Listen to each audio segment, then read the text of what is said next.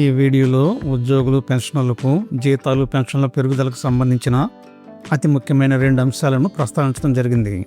ఈ నెల అంటే జూలై నుండి కేంద్రం ఎంత డిఏ పెంచబోతోంది, అది ఏపీ, తెలంగాణలోని ఉద్యోగులు, పెన్షనర్ల జీతాలు, పెన్షన్లపై ఏ మేరకు ప్రభావం చూపించబోతోందనేదే ఆ 2 అంశాలు.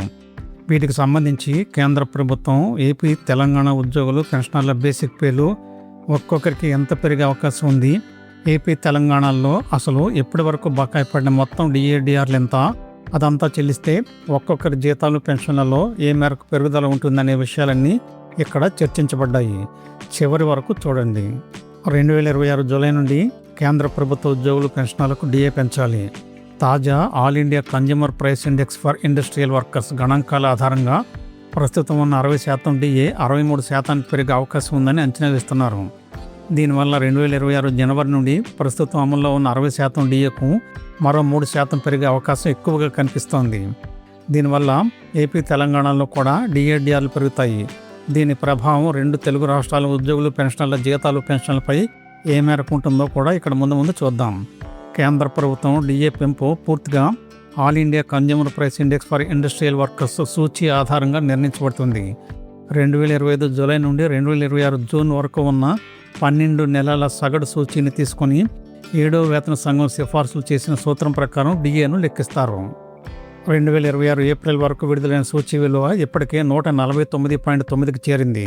ప్రస్తుత లెక్కల ప్రకారం డిఏ సుమారు 62.5% దాటింది. మే, జూన్ నెలల సూచీలు తగ్గకపోతే తుది డిఏ 63%కి చేరే అవకాశం ఎక్కువగా కనిపిస్తోంది. ఈ 3% డిఏ పెంపు అమలులోకి వస్తే సుమారు 50 లక్షల మంది కేంద్ర ప్రభుత్వ ఉద్యోగులు, 65 లక్షల మంది ప్రభుత్వ పెన్షనర్లు లబ్ధి పొందబోతున్నారు. అయితే May, June 2026 all India consumer price index for industrial workers గణాంకాలు విడుదలైన తర్వాతే తుది డిఏ ఎంత పెంచుతారనేది ఖరారవుతుంది. అందువల్ల ప్రస్తుతం అందుబాటులో ఉన్న డిఏ శాతాలు నిజానికి అధికారికం కావు. అవన్నీ ప్రస్తుతం అందుబాటులో ఉన్న గణాంకాల ఆధారంగా చేసిన అంచనాలు మాత్రమే. డిఏ 60% నుండి 63%కి పెరిగితే ఉద్యోగుల నెలవారీ ఆదాయంలో కూడా భారీగానే పెరుగుదల కనిపిస్తుంది. ఉదాహరణకు మొదటి పే గ్రేడ్లో ఉన్న కేంద్ర ప్రభుత్వ ఉద్యోగి కనీస బేసిక్ వేతనం 18,000. ఇలాంటి వారికి నెలకు సుమారు 540 రూపాయలు పెరుగుతుంది. లెవెల్ 5లో ఉన్న సీనియర్ అసిస్టెంట్లకు లేదా సీనియర్ క్లర్కులకు కనీస బేసిక్ వేతనం 29,200. ఇలాంటి వారికి నెలకు 876 రూపాయలు పెరుగుతుంది. లెవెల్ 8లో ఉన్న అసిస్టెంట్ డైరెక్టర్ స్థాయి ఉద్యోగుల కనీస బేసిక్ వేతనం 47,600. ఇలాంటి వారికి నెలకు 1,428 రూపాయలు పెరుగుతుంది. లెవెల్ 10లో ఉన్న ఐఏఎస్ వంటి అధికారుల కనీస బేసిక్ వేతనం 56,100 రూపాయలు. వీరికి నెలకు 1,683 రూపాయలు పెరుగుతుంది. అలాగే 78,800 రూపాయల బేసిక్ పే ఉన్న ఉద్యోగికి నెలకు 2,364 రూపాయల వరకు అదనంగా వచ్చే అవకాశం ఉంది. అయితే ప్రతి ఉద్యోగి పొందే అసలు మొత్తం వారి బేసిక్ పే, ఇంక్రిమెంట్లు, హెచ్ఆర్ఏ, ఇతర అలవెన్సులు, కోతలపై ఆధారపడి మారే అవకాశం ఉంటుంది. ఇక ఏపీ, తెలంగాణలో ఈ పెంపు వల్ల కలిగే లబ్ధి ఎలా ఉంటుంది? ఇక్కడ ప్రతి ఒక్క పాయింట్ డిఏ పెంపుకు 0.91% డిఏడిఆర్లు పెంచుతారు. అంటే కేంద్రం జూలై 1 నుండి 3% పెంచిందనుకుంటే ఇక్కడ ఆ మేరకు 2.73% డిఏడిఆర్లు పెరుగుతాయి. అయితే ప్రస్తుతం ఏపీలో 37.31% డిఏ ఇస్తున్నారు. ఇది 2024 జనవరి నాటి డిఏ. దీనికి అదనంగా ఏపీలో మరో 5 డిఏలు కలిపితే గానీ కేంద్రంతో సమానంగా డిఏడిఆర్లు ఇచ్చినట్లు అవ్వదు. అంటే సుమారు మరో 13% డిఏను ఏపీలో కలపాల్సి ఉంటుంది. అంటే ప్రస్తుతం ఏపీలో కనీస బేసిక్ వేతనం 20,000. అలాంటి వారికి 13% డిఏ కలిపితే ప్రతి నెల అదనంగా 2,600 రూపాయలు వస్తాయి.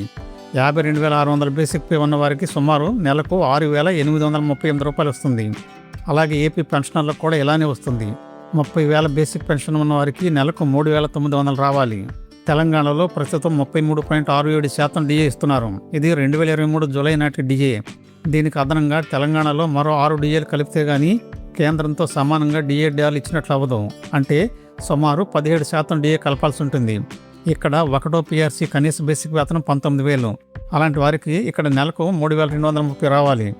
52,720 రూపాయల బేసిక్ పే ఉన్న వారికి ఇక్కడ నెలకు సుమారు 8,962 రూపాయలు రావాలి. తెలంగాణలో పెన్షనర్లకు కూడా ఇలానే రావాలి. ఉదాహరణకు 40,000 బేసిక్ పెన్షన్ ఉన్న వారికి 6,800 రూపాయలు రావాలి.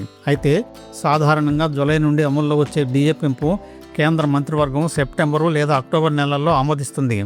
అందువల్ల అధికారిక ఉత్తర్వులు ఆలస్యంగా వచ్చిన జూలై నుండి అమలులోకి వచ్చే బకాయిలు ఉద్యోగులకు ఒకేసారి చెల్లించేస్తారు. ఉదాహరణకు అక్టోబర్లో ఉత్తర్వులు వస్తే జూలై, ఆగస్టు, సెప్టెంబర్ నెలల 3 నెలల బకాయిలు ఒకేసారి అందే అవకాశం ఉంటుంది. గతంలో కూడా అలానే ఇచ్చారు. పెన్షనర్లకు కూడా ఇదే శాతంలో డిఎన్ఎస్ రిలీఫ్ పెరుగుతుంది. దీంతో సుమారు 65 లక్షల మంది కేంద్ర ప్రభుత్వ పెన్షనర్లు, కుటుంబ పెన్షనర్లకు కూడా ఈ పెంపు వల్ల ప్రయోజనం లభిస్తుంది. డిఏ పెరిగినప్పటికీ హౌస్ రెంట్ అలవెన్స్ హెచ్ఆర్ఏలో ఎలాంటి మార్పు ఉండబోదు. ఎందుకంటే 7వ వేతన సంఘం నిబంధనల ప్రకారం డిఏ 50% దాటినప్పుడే హెచ్ఆర్ఏ గరిష్ట స్థాయికి చేరుకుంటుంది. ప్రస్తుతం కొన్ని నగరాల్లో వరుసగా 30%, 20%, 10% హెచ్ఆర్ఏ అమల్లో కొనసాగుతోంది. కాబట్టి 63% డిఏ వచ్చినా హెచ్ఆర్ఏ మళ్లీ పెరగదు. ప్రస్తుతం ఉద్యోగులు 8వ పిఆర్సీ గురించి ఎక్కువగా చర్చిస్తున్నారు. గతంలో కొత్త వేతన సంఘం అమల్లోకి వచ్చినప్పుడు అప్పటి వరకు ఉన్న డిఏను బేసిక్ పేలో విలీనం చేసేవారు. అదే విధానం ఈసారి కూడా అమలైతే 8వ వేతన సంఘం అమలయ్యే సమయానికి ఉన్న డిఏ మొత్తం జీతాల్లో కలిసిపోవాలి. అయితే దానిపై క్లారిటీ ఇంకా రావాల్సి ఉంది. గతంలో ఇలా డిఏను జీతంలో మెర్జ్ చేసే అవకాశం లేదన్నట్లుగా వార్తలు వచ్చాయి. దీనిపై ప్రభుత్వం ఏ నిర్ణయం తీసుకుంటుందో తెలియదు. మొత్తంగా చూస్తే ప్రస్తుతం అందుబాటులో ఉన్న all India consumer price index industrial workers గణాంకాల ప్రకారం 2026 జూలై నుండి డిఏ 63% పెరిగే అవకాశం ఎక్కువగా కనిపిస్తోంది. వేచి చూస్తే గానీ ఎంత వస్తుందో తెలియదు. వీడియో నచ్చితే తప్పకుండా సబ్స్క్రైబ్ చేసుకోండి. 10 మందికి షేర్ చేయండి. తప్పనిసరిగా లైక్ చేయండి. ధన్యవాదాలు.